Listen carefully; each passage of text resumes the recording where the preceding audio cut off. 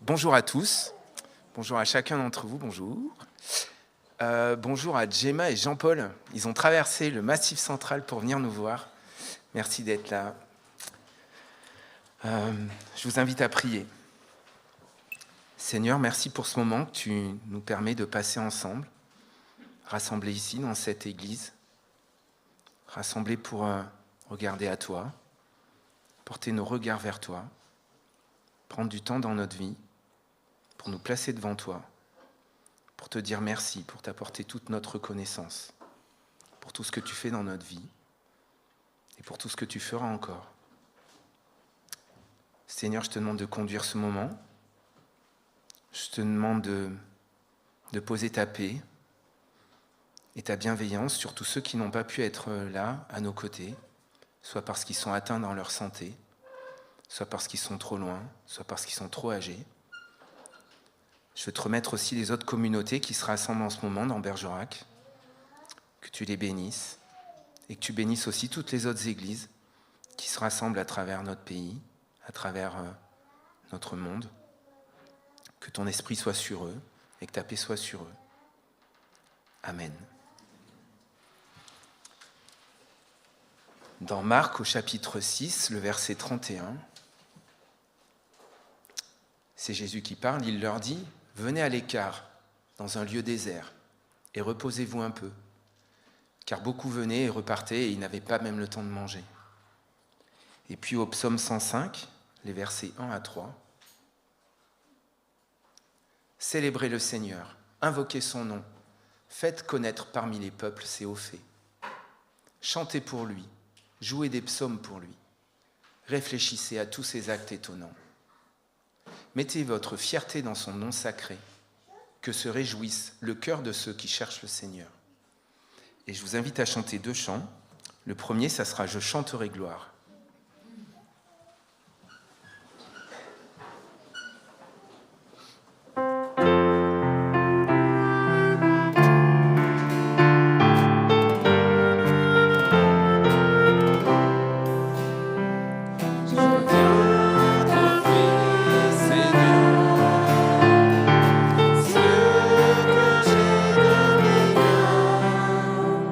Je viens t'offrir ma vie.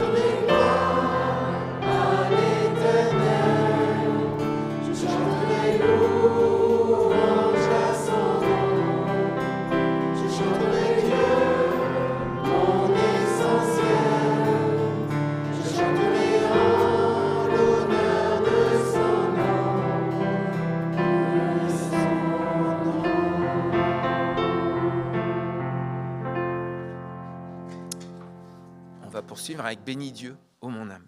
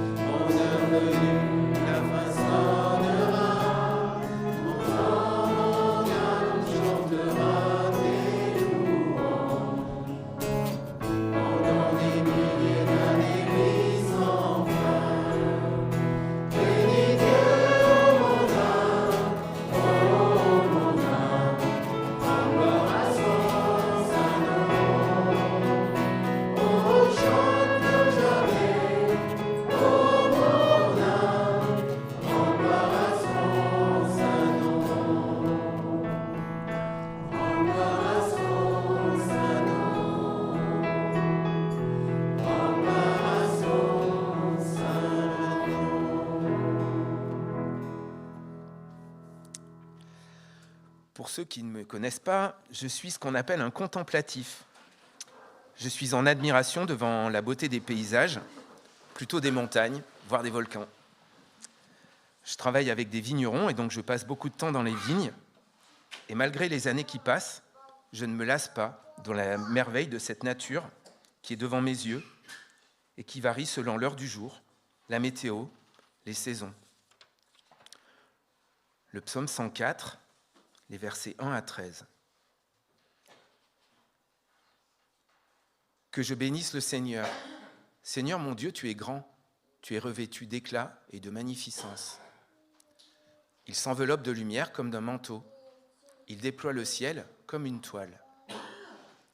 Il fixe sur les eaux ses chambres à l'étage. Il prend les nuages pour chars. Il s'avance sur les ailes du vent. Il fait des vents ses messagers. Le feu flamboyant est à son service. Il fonde la terre sur ses bases. Jamais, jamais elle ne vacillera. Tu l'avais couverte de l'abîme comme d'un vêtement. Les eaux se tenaient sur les montagnes. Elle fuit quand tu les rabroues. Elle se précipite au bruit de ton tonnerre. Elles montent dans les montagnes, descendent dans les vallées, vers le lieu que tu leur as assigné. Tu as posé une limite qu'elles ne doivent pas passer, afin qu'elles ne reviennent pas couvrir la terre. Il conduit les sources dans des torrents qui coulent entre les montagnes.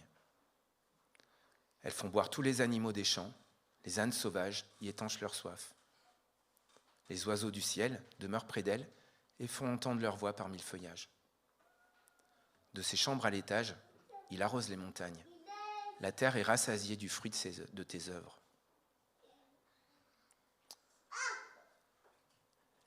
Et je vous invite à chanter « Je connais le Créateur du monde ».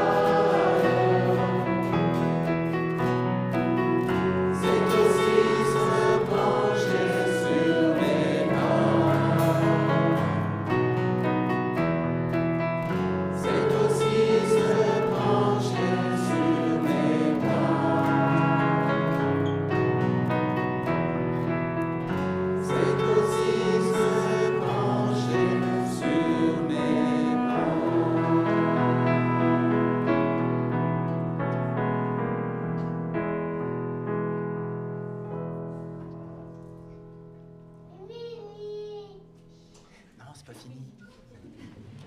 C'était Nathanaël. Au psaume 104, Pascal. Au psaume 104,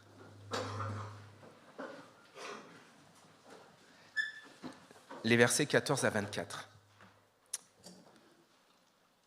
Il fait pousser l'herbe pour les bêtes et les plantes que l'homme cultive, pour tirer le pain de la terre. Le vin qui réjouit le cœur de l'homme, faisant plus que l'huile resplendir sur son visage, et le pain qui soutient le cœur de l'homme. Les arbres du Seigneur sont rassasiés, les cèdres du Liban qu'il a plantés. C'est là que les oiseaux font leur nid. La cigogne a sa demeure dans les cyprès. Les montagnes élevées sont pour les bouquetins, les rocs sont l'abri des damans. Il a fait la lune pour marquer les rencontres festives. Le soleil sait quand il doit se coucher. Tu amènes les ténèbres, et c'est la nuit où tous les animaux de la forêt se mettent à fourmiller. Les jeunes lions rugissent après leur proie, ils demandent à Dieu leur nourriture. Le soleil se lève, ils se retirent et se couchent dans leur tanière. L'homme sort pour se rendre à son ouvrage et à son travail jusqu'au soir. Que tes œuvres sont nombreuses, Seigneur. Tu les as toutes faites avec sagesse. La terre est remplie de tout ce que tu as produit. Et je vous invite à chanter « C'était toi ».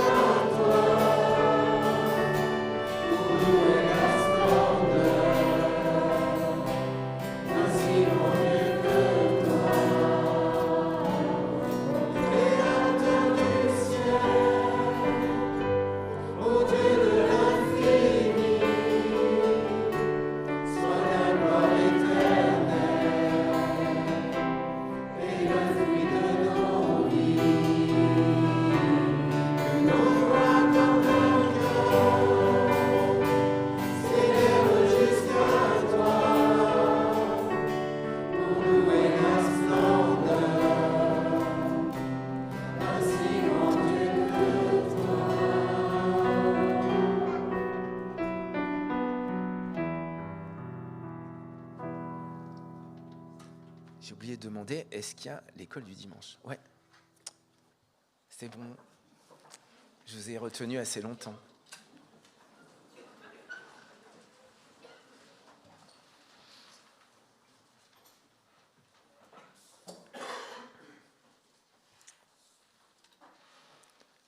Cette perfection de Dieu, elle se voit dans sa création, mais pas que dans le paysage qui nous entoure.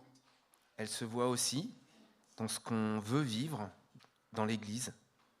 Ça fait plusieurs assemblées générales que je répète des choses, donc je ne vais pas trop vous embêter avec ça, mais 1 Corinthiens 12, les versets 12 à 14, puis 24 à 31.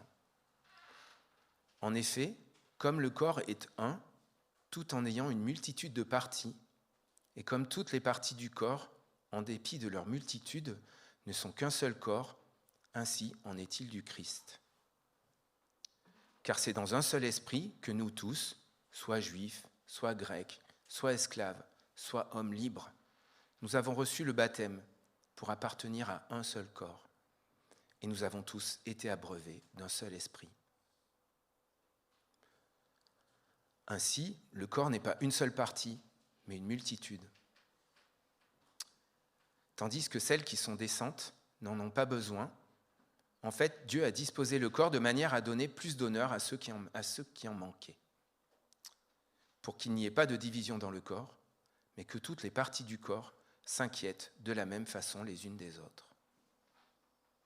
Et si une partie du corps souffre, toutes les autres souffrent avec elle. Si une partie du corps est glorifiée, toutes les autres se réjouissent avec elle. Vous êtes le corps du Christ, vous en faites partie, chacun pour sa part.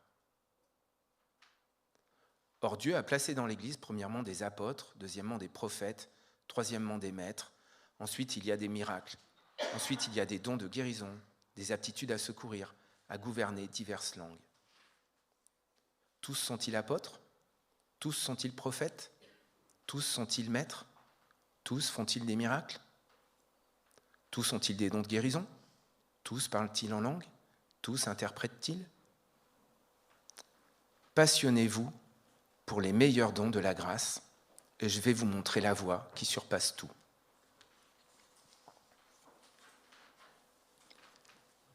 L'harmonie de Dieu pour que chacun ait sa place, que l'ensemble voit encore plus loin, plus grand, comme il le promet.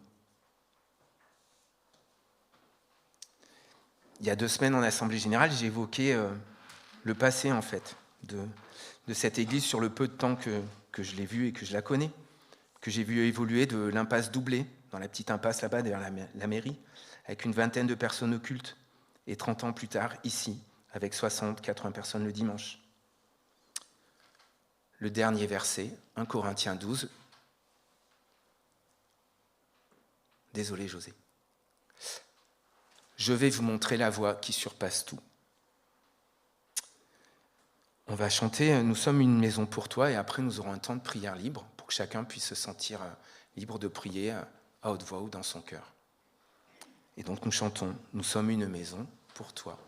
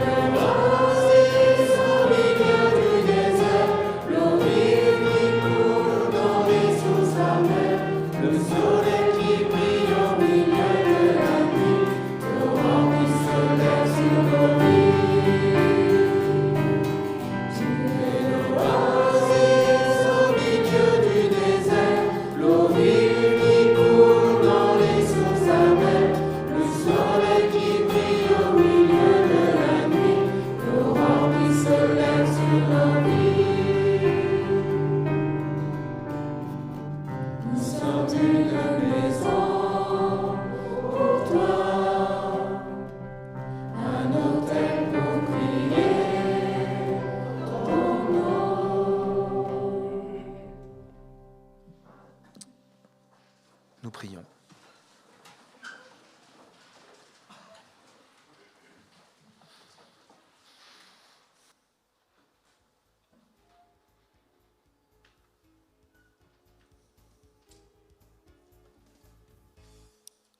Oui Seigneur, si je veux juste regarder tout ce qui m'entoure, si je veux juste m'arrêter, me poser, voir le paysage, voir les gens qui m'entourent, je ne peux qu'être admiratif. Je ne peux qu'être reconnaissant pour tout ce que tu as fait, pour tout ce que tu fais encore. Je veux te dire merci. Merci Seigneur. Amen.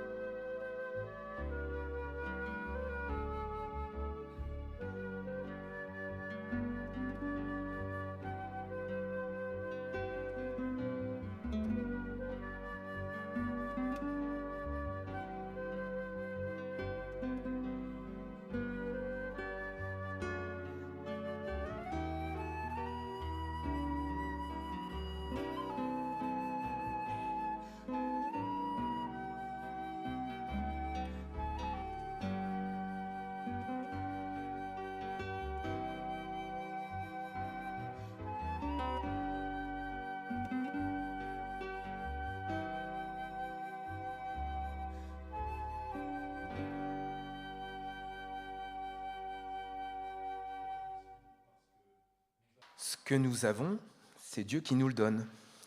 Notre reconnaissance, nous l'apportons par nos chants, par nos prières, mais aussi par notre offrande. Notre offrande, c'est prendre une partie de ce qu'il nous donne, de ce qu'il nous a donné, et c'est une partie qui lui est rendue pour son œuvre, pour le fonctionnement de l'Église, mais aussi au-delà. Et ça, on en reparlera cet après-midi peut-être. Dans 2 Corinthiens, au chapitre 9, que chacun donne comme il l'a résolu en son cœur, sans tristesse ni contrainte, car Dieu aime celui qui donne avec joie. Et Dieu a le pouvoir de vous combler de toutes sortes de grâces, afin que, disposant toujours, à tous égards, de tout le nécessaire, vous ayez encore en abondance pour toute œuvre bonne.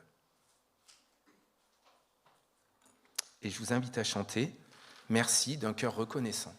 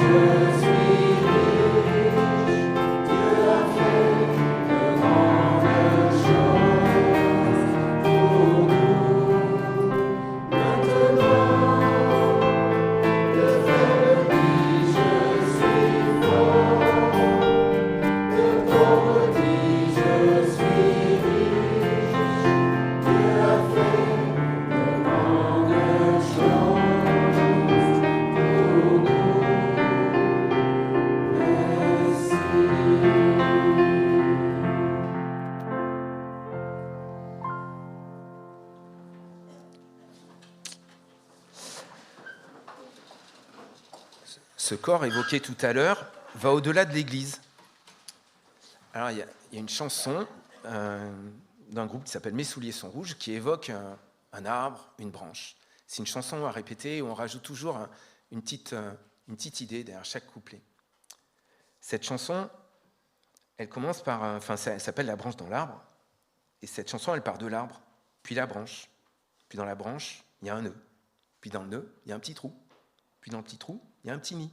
Puis dans le nid, il y a un œuf. Puis dans l'œuf, il y a un oiseau. Et là, Pascal, il se dit, mais où il va ? Et bien en fait, une église, c'est comme un arbre, avec plein de branches, plein de nids et plein d'oiseaux.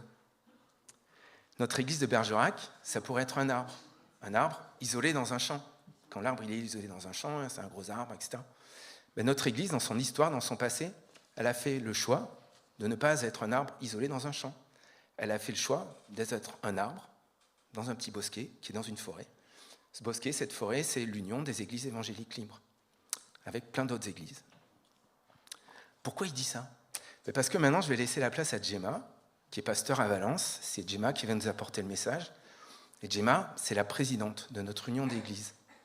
Donc, merci Gemma, déjà, pour être venue nous rencontrer. Et je te laisse la parole.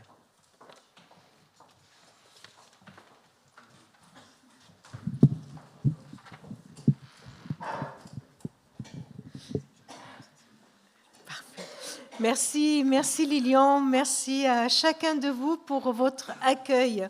Et puis on parlera cet après-midi aussi de la forêt qui nous entoure et de la place de notre bosquet dans cette forêt qui est autour de nous. Tu as parlé de rencontres et c'est bien de cela que je voudrais qu'on parle ensemble ce matin. C'est important de se rencontrer. C'est important de se voir. C'est une chose de nous connaître avec un nom, avec un mail ou une photo. C'est une chose de s'envoyer des nouvelles, mais c'est tout autre chose de se voir, de se rencontrer. Voilà, on m'avait parlé de John, maintenant je le vois, maintenant je sais qui il est. Et puis pareil pour Lilian, pour d'autres. Et vraiment merci d'avoir provoqué cette rencontre et puis d'avoir permis de dégager aussi de la place dans votre agenda, que ce soit hier avec le conseil, que ce soit aujourd'hui pour le culte et pour cet après-midi. Les rencontres sont importantes parce que, bien sûr, on apprend à se connaître. Il n'y a rien de mieux que d'apprendre à nous connaître. Et puis, il y a des rencontres qui sont importantes pour nous. Alors, je ne sais pas quelles sont les rencontres de votre vie, par exemple, qui vous ont vraiment marqué, qui vous ont touché. Est-ce qu'il y a une rencontre avec une personne qui a presque transformé votre vie ? J'ai discuté dans le couloir avec quelqu'un parmi vous qui m'a parlé de rencontres qui ont été déterminantes dans leur vie. Et vous pensez peut-être à certaines rencontres de personnes dans votre parcours qui ont été déterminantes pour votre vie. Qu'en est-il de notre rencontre avec le Seigneur ? Qu'en est-il de notre rencontre avec Dieu ? Allez, je me permets de poser une question toute simple, mais un peu compliquée en même temps de répondre. Est-ce que vous avez déjà rencontré Dieu ? Ça s'est passé comment ?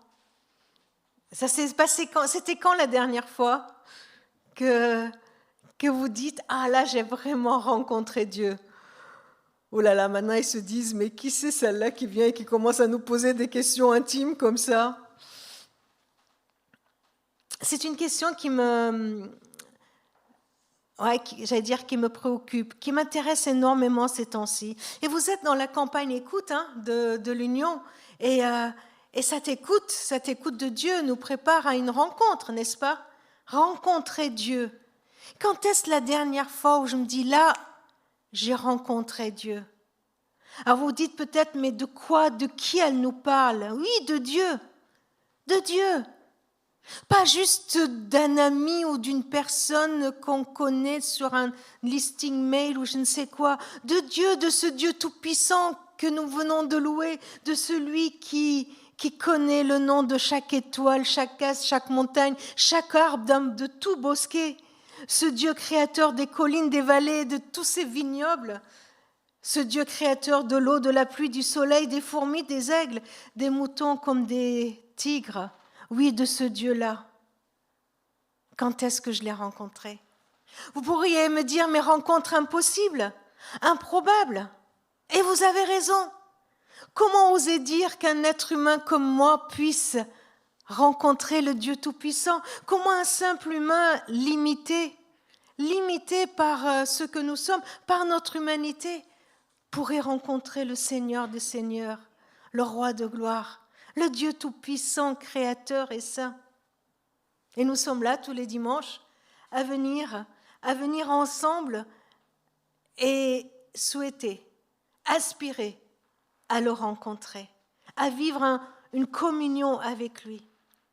Ce matin, je vous propose un texte qui se trouve dans l'Ancien Testament, un texte du livre de l'Exode, un texte qui nous parle de rencontres et qui nous donne, je trouve, quelques directives ou quelques conseils pour que nous, aujourd'hui, nous aujourd'hui, dans notre siècle, en 2025, nous puissions avoir des étapes pour aller à la rencontre, pour rencontrer ce Dieu. Alors, juste le contexte, c'est un texte qui se trouve dans un moment crucial de la vie d'Israël. C'est le peuple de Dieu qui est sorti d'Égypte et qui est en route pour aller au pays de Canaan. Et puis là, Dieu, il donne la loi à son peuple, les fameux 10 paroles, 10 commandements. Et pendant que Moïse est en haut, en train de recevoir tout cela, il descend et qu'est-ce qu'il découvre? Le peuple qui a rien trouvé de mieux que de fabriquer un veau d'or pour adorer Dieu. Il se disait, oh là là, mais c'est trop compliqué de rencontrer Dieu. Dieu, il est trop loin de nous. On ne pourra jamais le rencontrer. Alors on se fabrique un Dieu à notre portée. Et c'est beaucoup plus simple. Et c'est après tout cet épisode-là que nous avons Exode 34. Et nous allons lire les versets 4 à 10. Voilà, ce peuple qui se trouve dans cette situation, Moïse qui supplie Dieu de pardonner au peuple, et puis Dieu qui rappelle à lui son serviteur. Moïse tailla 2 tablettes de pierre semblables aux précédentes. Tôt le lendemain matin, il monta sur le Sinaï conformément à l'ordre du Seigneur. Il emportait les 2 tablettes. Le Seigneur descendit dans la colonne de fumée et se tint là à côté de Moïse. Il proclama son nom, le Seigneur. Puis il passa devant Moïse en proclamant encore « Je suis le Seigneur.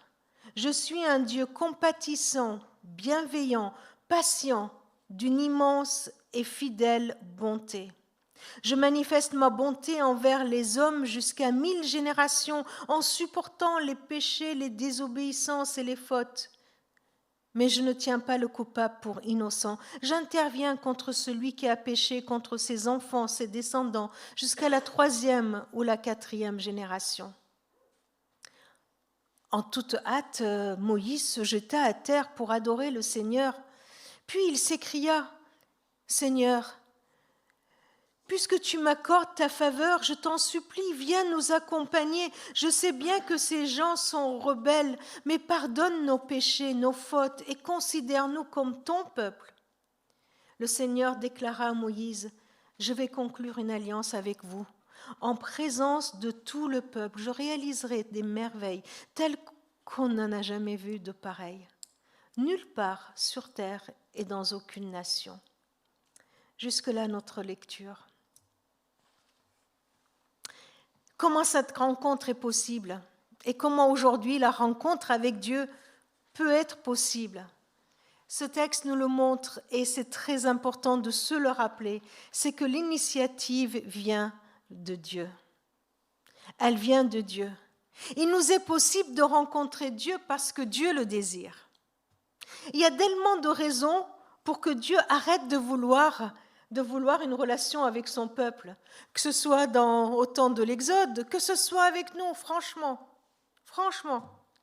Il aurait pu, comme les dieux que les humains imaginent et adorent, être insensible, imprévisible, donnant des instructions d'en haut, envoyant des punitions, faisant ce qu'il veut, quand il veut, comme il veut, sans chercher la relation, sans chercher le dialogue.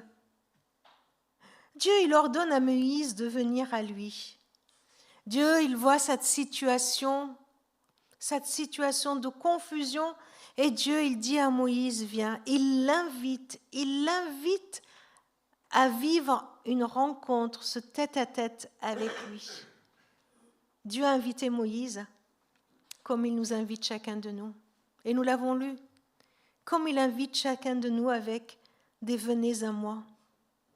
Dieu, ce matin, t'invite, toi qui es venu peut-être juste pour un culte tranquille. Il t'invite à sa rencontre. Il te dit, viens, venez à moi, vous tous qui êtes fatigués et chargés. Je vous donnerai du repos. Venez. Le psaume 34 qui dit, venez, sentez, voyez combien l'Éternel est bon. Venez. C'est bien parce que Dieu désire nous rencontrer que cela est possible. La deuxième chose que je voudrais souligner, c'est ce que Dieu fait. Et je trouve cette image tellement belle. Vous imaginez cette montagne, le mont de Sinaï, et puis Dieu, qu'est-ce qu'il fait pour rencontrer Moïse? Donc il l'appelle, il lui dit viens, et il fait quoi? Vous avez remarqué? Dieu, il descend. C'est un truc de fou, non? Vous ne trouvez pas? Dieu qui descend. Dieu, il descend dans la nuée pour rejoindre son serviteur Moïse. J'aime tellement cette idée d'un Dieu de l'univers qui descend, qui descend. Parce que Moïse n'aurait pas pu monter jusqu'à Dieu. Il n'aurait pas pu monter jusqu'au ciel. Il n'aurait pu pas monter jusqu'à l'atteindre lui. Et comment nous pourrions monter? Qui pourrait monter pour atteindre Dieu? Moi? Vous? Personne. Alors la rencontre est possible parce que Dieu le veut, mais la rencontre est possible parce que Dieu, il descend. Il descend se mettre au niveau de Moïse. Il descend pour se mettre à mon niveau. Il descend pour se mettre au niveau de chacun d'entre nous. Je ne sais pas ce que vous vivez en ce moment d'une façon très personnelle. Je ne sais pas ce que vivent les personnes qui nous regardent sur YouTube et qui nous regarderont. Et chacun de vous, je ne sais pas ce que tu vis. Mais Dieu, il descend jusqu'à arriver à ton niveau. Il n'y a personne qui soit trop au fond du trou que Dieu ne puisse atteindre. Il n'y a personne qui soit trop indigne que Dieu ne puisse atteindre. Le Dieu de l'univers est celui qui descend. Il descend jusqu'à se trouver à côté de nous. Il n'y a personne qui vive une épreuve qui l'éloigne trop de Dieu. Vous savez, quand on dit « Oh là là, je me suis éloigné de Dieu », oui, mais lui, il descend encore plus pour me rejoindre. J'ai envie de dire, plus je m'éloigne de Dieu, plus il descend. Plus je descends au fond du trou, plus Dieu descend. Il descend, il vient nous rejoindre. Comment on le sait? Comment on peut en être sûr? Mais parce que le Dieu de l'univers est venu, il est descendu pour être incarné dans une petite crèche, dans une étable, au milieu d'une famille toute humble. Et c'est à des bergers qu'il s'est révélé. Le Dieu de l'univers, il est descendu jusqu'à nous en Jésus-Christ. C'est le Christ qui nous manifeste que notre Dieu est le Dieu qui vient à notre rencontre. Qu'en pensez-vous? Dieu, il descend de son ciel pour te rejoindre, toi. Alors, il vient et il proclame le Seigneur. Il proclame le Seigneur. Mais pour que cette rencontre soit possible, il faut qu'il y ait bien sûr 2 personnes. Vous imaginez, Dieu descend du ciel et puis il est là. Mince, Moïse, il a fait quoi? Moïse, il est parti à la pêche, ou Moïse, il est parti trouver une solution avec ce peuple. Il est où Moïse? Il a besoin de trouver Moïse. Cette rencontre ne peut être possible que si Moïse est disposé. Est disposé à recevoir la présence de Dieu. Parce que sinon, ce serait un rendez-vous manqué. Hein. Et en relisant ce texte, je me suis dit, oh là là, je pense que dans mes journées, il y a eu tellement de fois où Dieu est descendu et puis il a trouvé que Gemma était trop occupée à répondre à ses mails, à aller téléphoner à droite, à gauche. Et puis elle est où, Gemma? J'imagine Dieu dans la journée me dire, « Eh oh, je suis descendu te voir. Tu es où, toi ?» Il y a tellement de raisons qui nous accaparent où on ne peut pas être là. Moïse, de son côté, il a dû se lever tôt. J'ai toujours été culpabilisée dans ma vie quand on me disait il faut se lever tôt pour prier, prendre le temps. Donc quand on part à 7 heures du matin, il faut se lever à 5 heures du matin parce que je ne suis pas quelqu'un qui aime me lever tôt. Donc peu importe à quelle heure vous rencontrez Dieu, ça c'est pour me tranquilliser. Mais vous voyez, là Moïse se lève tôt le matin pour gravir la montagne. Je ne sais pas si on peut en tirer qu'il fallait qu'il fasse un effort, mais je crois qu'il fallait qu'il montre sa volonté de rencontrer Dieu. Non? Comment vous prenez ça?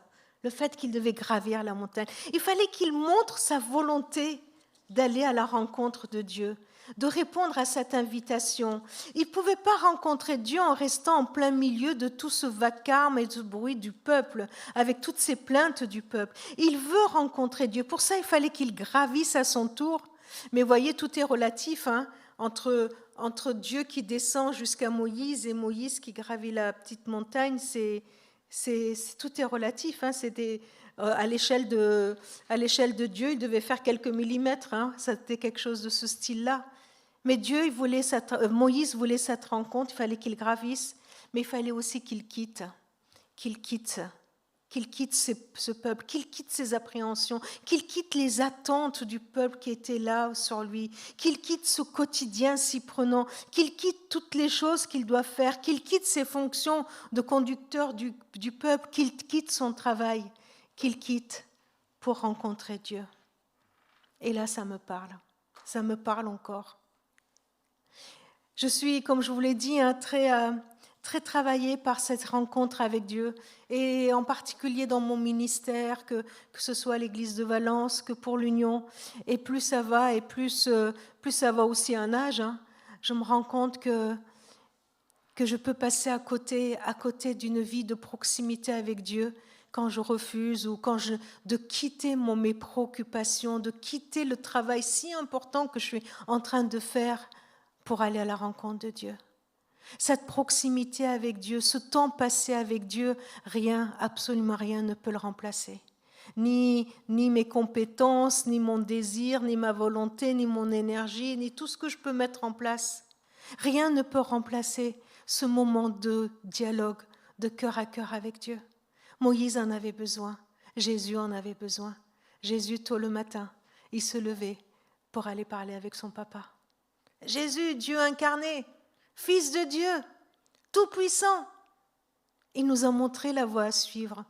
Tôt le matin, il se levait pour passer des heures à parler avec son papa.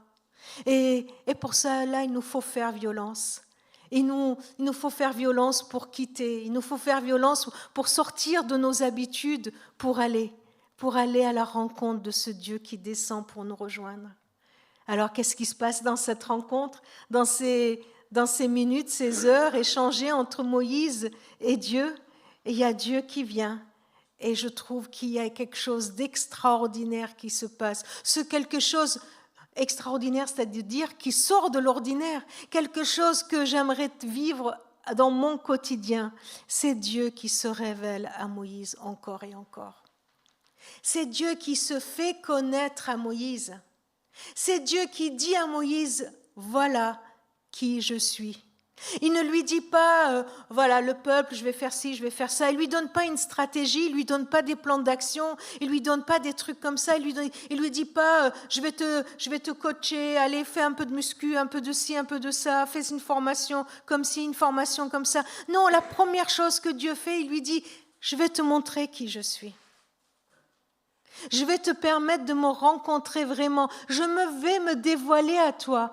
Parce qu'on peut se rencontrer et rester dans le bonjour, au revoir, et c'est tout, hein, vous voyez. Mais il y a des rencontres qui peuvent aller beaucoup plus en profondeur, où on se dévoile, où on révèle à l'autre ce qu'il y a dans notre cœur. On lui révèle un peu de nous. Et c'est ce que fait Dieu. Il se révèle à son serviteur. Il lui dit, je suis le Seigneur.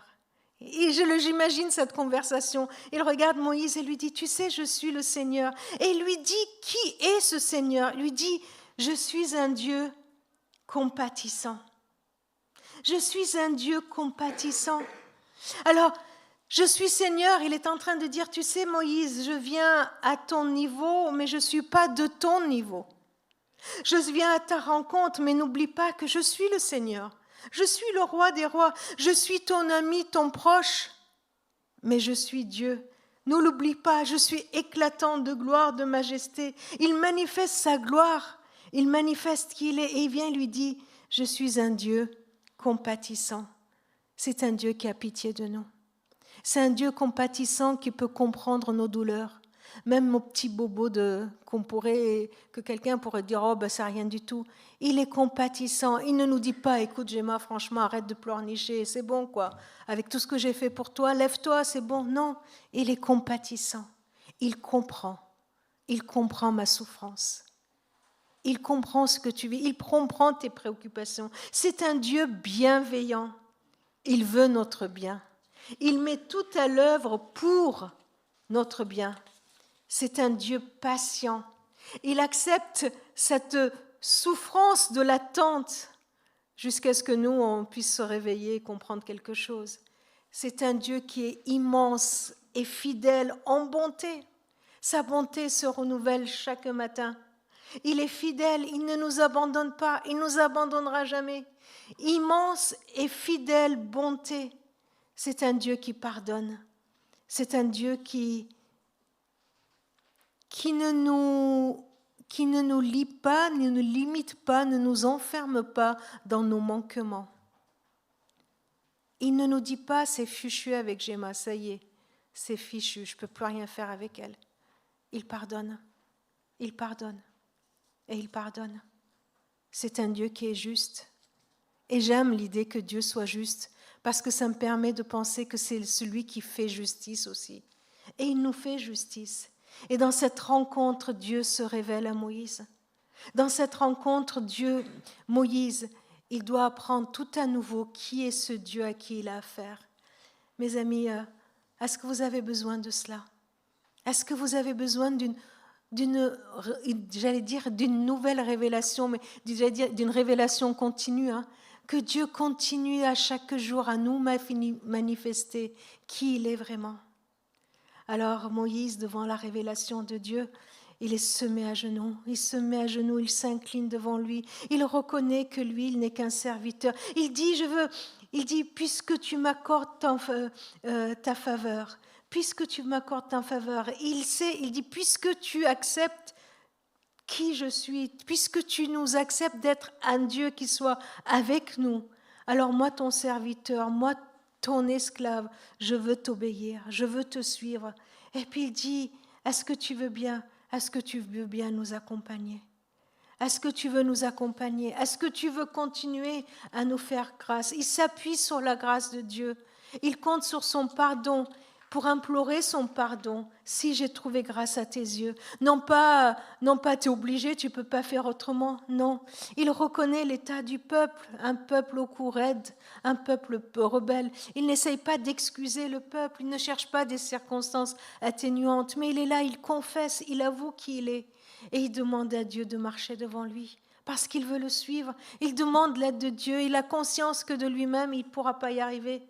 Et il se donne à Dieu complètement. Tu feras de nous ton peuple, ton patrimoine. Nous t'appartenons, nous sommes à toi, nous sommes à toi.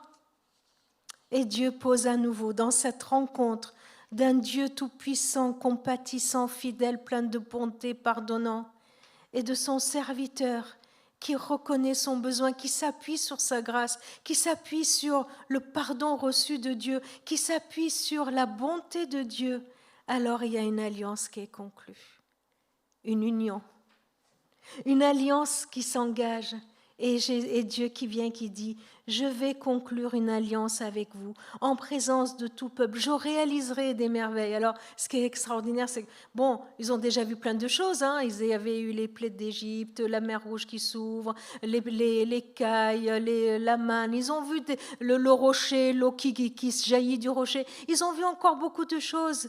Et puis là, le peuple qui continue à être belle, et Dieu qui dit « Je réaliserai des merveilles telles qu'on n'en a jamais vu de pareilles, nulle part sur terre et dans aucune nation. »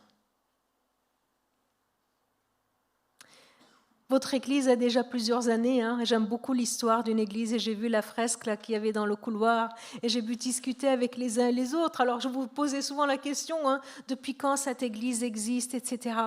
Pourquoi ? Parce que dans ce temps que nous avons vécu ensemble, que vous avez vécu ensemble, dans ce temps que nous avons vécu avec Dieu et dans nos vies personnelles de marche avec Dieu, nous avons vu déjà beaucoup de choses de Dieu. Si je donnais la parole à vous uns aux autres pour que vous puissiez raconter tout ce que vous avez vu de Dieu, comment Dieu est intervenu dans votre vie, on passerait la journée et on passerait peut-être la semaine à raconter tout ce que Dieu a fait pour nous, n'est-ce pas? Mais franchement, est-ce que vous croyez qu'on a tout vu?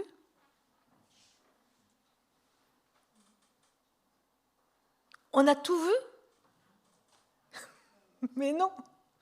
Alors je ne sais pas si c'est avec l'âge, hein, je demanderai à mes collègues là, qui sont un peu devant moi, hein, mais est-ce que c'est l'âge qui fait ça? Mais je me dis, mais j'ai encore besoin, il y a tellement de choses que je veux voir encore. Il y a tellement de choses que je veux vivre encore avec Dieu. Et ce verset dit, je réaliserai des merveilles tel qu'on n'en a jamais vu. Et j'ai l'impression que Dieu me dit, tu sais quoi, je vais faire des choses que tu n'as jamais encore vues dans ta vie. Tu as vu tout ce que tu as vu de moi? Eh bien, c'est rien à côté de tout ce que je vais faire encore. Et j'aspire à cela. Je dis, Seigneur, je veux continuer mon chemin avec toi pour voir pleinement tout ce que tu veux nous donner sans rien perdre. Il se passe quelque chose après cette rencontre et je veux conclure avec cela. Une fois qu'il y a cette rencontre de Dieu qui descend, de Moïse qui monte et de Dieu qui se révèle, de Moïse qui se met à genoux, qui demande la compassion de Dieu, qui rentre dans le projet de Dieu, Dieu qui renouvelle cette alliance. Une fois que cette rencontre se termine là, il y a quelque chose qui se passe et on va le lire au verset 29. Moïse redescendit du mont Sinaï en tenant les 2 tablettes de pierre qui constituaient le document de l'alliance. Il ignorait que la peau de son visage rayonnait parce qu'il avait parlé avec Dieu. Waouh, non? Il ignorait que la peau de son visage rayonnait parce qu'il avait parlé avec Dieu. Vous imaginez nos visages qui rayonnent parce que nous avons parlé avec Dieu? Alors Aaron et les Israélites virent que son visage rayonnait. Ils eurent peur de s'approcher de lui, mais Moïse les appela. Alors Aaron et les chefs de la communauté vinrent auprès de lui et leur parla. Ensuite, tous les autres Israélites s'approchèrent et il leur communiqua les ordres que Dieu lui avait donnés sur le mont Sinaï. Le visage de Moïse reflétait la gloire de Dieu. Quand nous sommes en présence de Dieu, quand nous laissons le Saint-Esprit venir nous rencontrer, nous révéler la gloire de Dieu, venir nous habiter pleinement, alors nos visages rayonneront. À la vue de Moïse, Aaron et tout le peuple ont eu la crainte de Dieu, la conviction que Moïse parlait de la part de Dieu. Son autorité ne venait pas de son titre, de ses compétences, de je ne sais quoi, mais elle venait de sa communion avec le Seigneur des Seigneurs. Alors, nous aussi, dans ce monde où nous vivons, dans la ville de Bergerac où vous êtes, notre témoignage aura de l'autorité parce que nous reflèterons la gloire de Dieu. Notre témoignage, nos paroles, notre vie aura du sens et portera des fruits parce qu'à force de rencontrer le Seigneur, à force de vivre avec lui, nos visages rayonneront de qui il est. Alors les gens nous verront et ils sauront qu'en nous réside le roi des rois, que le Saint-Esprit nous habite et nous sommes juste témoins que c'est possible de rencontrer Dieu. Dans 2 Corinthiens chapitre 3, verset 18, nous lisons « Alors nous tous, le visage découvert, nous reflétons la gloire du Seigneur. » Dieu veut que cela soit possible, que nous puissions dans notre monde refléter la gloire du Seigneur, que nous puissions dans notre monde être lumière du monde. Et comment c'est possible? C'est possible parce que nous avons rencontré Dieu, parce que cette rencontre, il est venu nous habiter, et il est venu faire de nous lumière pour les nations. Alors nous reflétons la gloire du Seigneur, nous sommes transformés pour être semblables au Seigneur, et nous passons d'une gloire à une gloire plus grande encore. En effet, c'est ce que le Seigneur réalise, qui est l'Esprit. Je vous invite à prier. Je vous invite à prendre un moment de dialogue personnel, intime avec le Seigneur. Est-ce que ce récit, c'est juste pour Moïse ou pour quelques-uns ou pour chacun de nous? Alors, demandons au Seigneur de nous permettre de vivre cette rencontre encore et encore.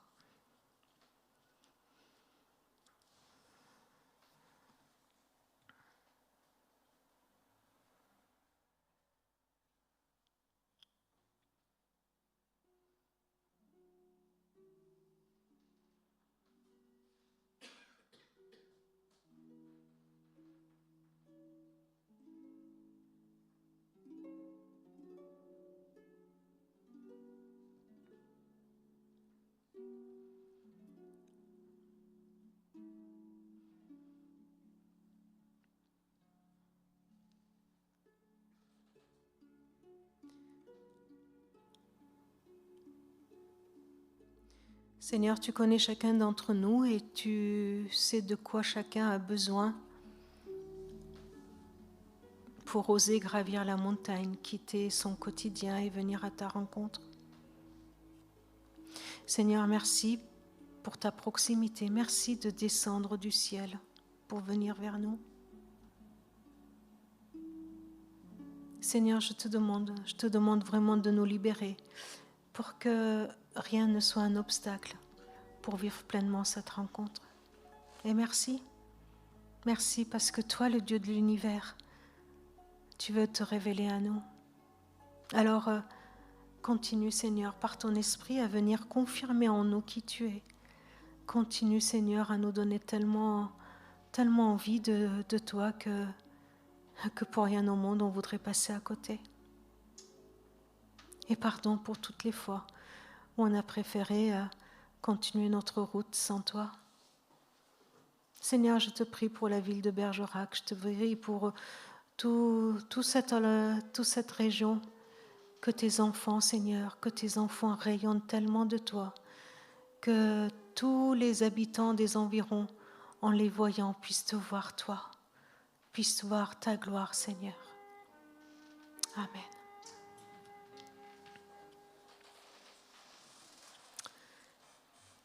Dans l'Épître aux Hébreux, au chapitre 4, nous lisons « Ainsi, puisque nous avons un souverain grand prêtre qui a traversé le ciel, Jésus, le Fils de Dieu, restons fermement attachés à la foi que nous professons. » Un grand prêtre qui a traversé le ciel pour venir jusqu'à nous. En effet, nous n'avons pas un grand prêtre incapable de compatir à nos faiblesses. Au contraire, il a été tenté en tout point comme nous, mais sans commettre de péché. Alors, approchons-nous donc avec assurance du trône de la grâce afin d'obtenir compassion et de trouver grâce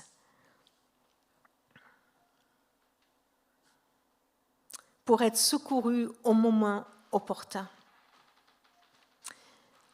Voilà la table qui est dressée, cette table qui est le symbole du sacrifice de Christ avec le pain qui représente son corps qui a été brisé, avec le vin, le jus de raisin qui représente son sang qui a coulé sur la croix. Voilà cette table qui vient nous rappeler cette nouvelle alliance, une alliance scellée par son sang.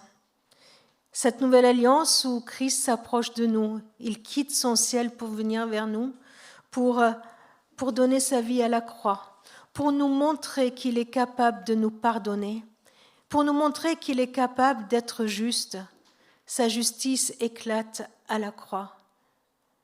En prenant la punition du pécheur, notre punition, et en nous offrant la liberté, le pardon de nos péchés. Ce texte d'Hébreux nous dit « Approchons-nous avec assurance, il nous accueille ». Ce trône, c'est le trône de la grâce, de cette conviction que nous pouvons trouver auprès de lui le pardon de nos péchés, son amour inconditionnel et son accueil. Alors si comme Moïse, vous voulez aussi vous mettre à genoux devant ce Dieu tout-puissant en lui disant « Je compte sur ta grâce, je compte sur ton pardon pour venir vers toi et m'avancer. » Si vous reconnaissez Jésus-Christ comme votre Seigneur et votre Sauveur, alors prenez. Tout est prêt. Prenez ce pain, prenez ce vin, ce jus de raisin et confessons ensemble qu'il est vraiment notre Sauveur. Les personnes qui sont désignées pour servir la scène vont s'approcher. On va prendre le pain et alors je crois que de l'extérieur c'est du jus de raisin et du vin et à l'intérieur c'est le jus de raisin, à l'extérieur le vin. Vous pouvez prendre et puis on s'attend pour prendre ces aliments tous ensemble. Je vous invite à vous lever.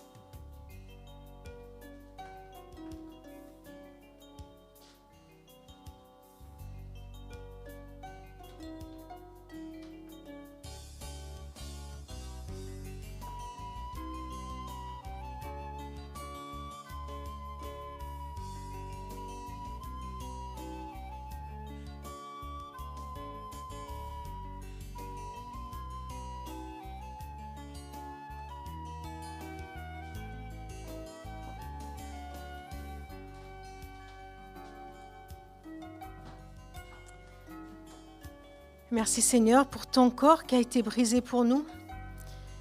Et merci Seigneur de nous unir tous ensemble pour que nous formions à nouveau ton corps et manifester qui tu es au monde.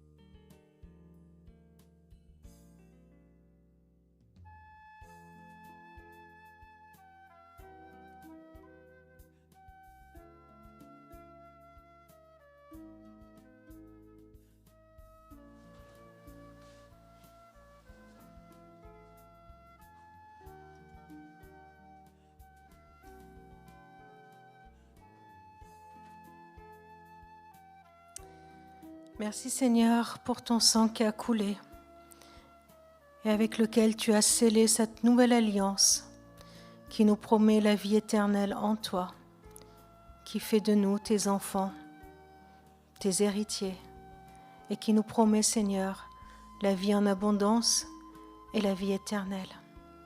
Amen.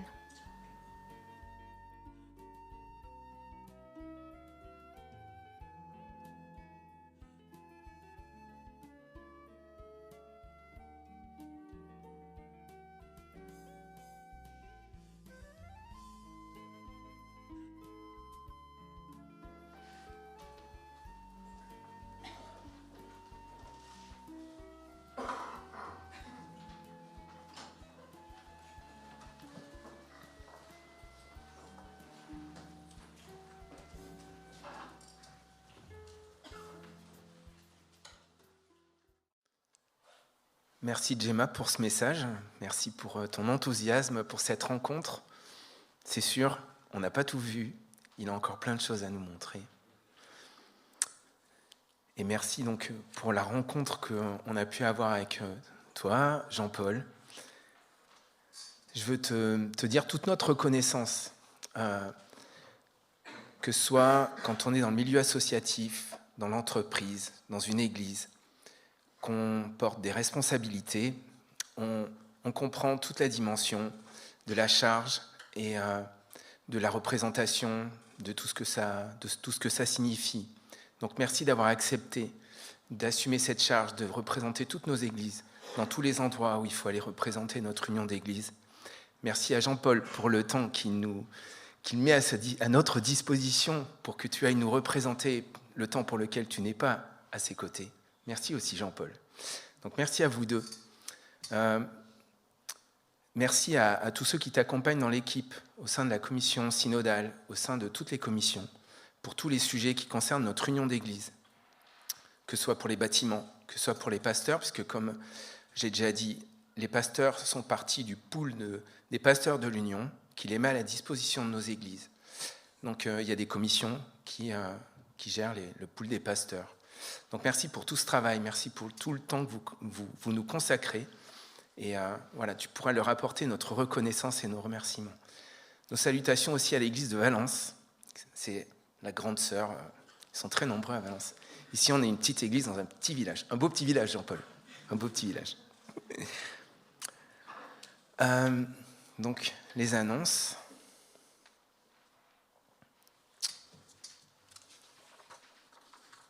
Alors, c'est là qu'en général, il y a un bug au milieu. On va voir si tout se passe bien. Mais mardi, 18 à 14h, cours de français pour les débutants. À 15h, cours de français, la conversation. À 18h, réunion de prière à l'église et en visio. Mercredi 19 février, donc le groupe Quantum sur le thème de la générosité. Donc Quantum, vous vous réunissez en visioconférence sur le site de l'église. Si vous avez des questions, Pascal. Jeudi 20 février, études bibliques à l'église. 15h30, cours d'anglais. 20h, études bibliques à La Force, chez Stanislas et Adriana. Samedi 22 février, répétition équipe de louanges et le groupe de jeunes à 18h30. Ah ben voilà, je me disais aussi, on arrive à la fin, donc pas de groupe de jeunes. D'accord. Donc dimanche, bah oui, le culte, avec le culte pour les enfants. Et après, quelques dates à retenir dans vos agendas. Donc le vendredi 7 mars, la journée mondiale de prière au temple à Bergerac. C'est une rencontre œcuménique. Et aussi, waouh, 19-20 avril, le week-end de Pâques à Angoulême. Donc ça, c'est une idée d'une des églises de la Petite Forêt, le Bosquet, de notre union d'églises. C'est l'église d'Angoulême qui a eu à cœur de partager du temps entre les églises d'Aquitaine et qui a construit un projet où il propose de nous accueillir, tous ceux qui voudront aller à Angoulême, de retrouver d'autres églises de notre union d'églises et de passer du temps ensemble sur ce week-end. Donc le samedi soir, c'est un concert de louanges avec Dan Luiten. C'est l'église Momentum. Le pull est là-bas. Michael, c'est sur son pull. Donc l'hébergement assuré par l'église d'Angoulême, je pense qu'on peut encore s'inscrire en fait. Mais il faut aller vite quand même, il faudrait me le dire rapidement. Et puis le dimanche matin, un culte en commun, un culte de Pâques avec les frères et sœurs de plusieurs églises de l'Union. Je vous encourage à vous inscrire ou à vivre ce moment, que ce soit en venant que le samedi, que ce soit en venant sur la totalité, parce qu'on comprend d'autant plus toute la dimension de cette famille, de cette forêt, de ces arbres avec les petits trous, les petits nœuds, les petits nids, les petits oiseaux. Il y a d'autres annonces ? Non, c'est bon ?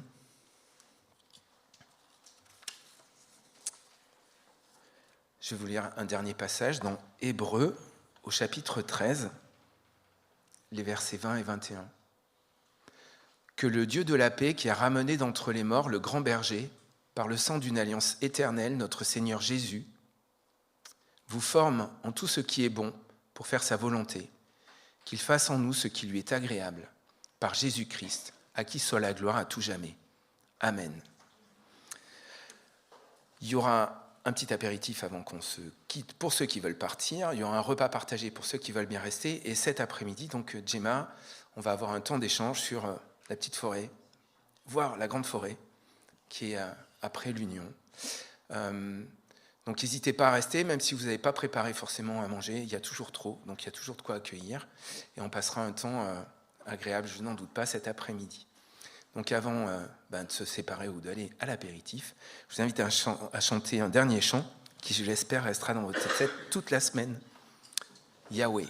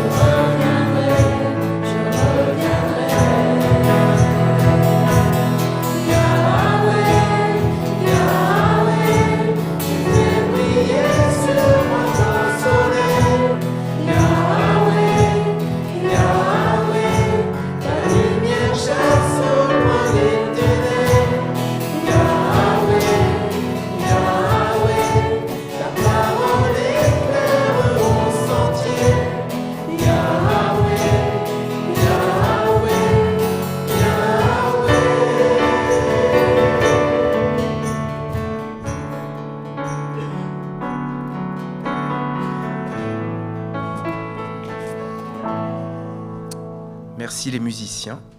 Merci, bon dimanche.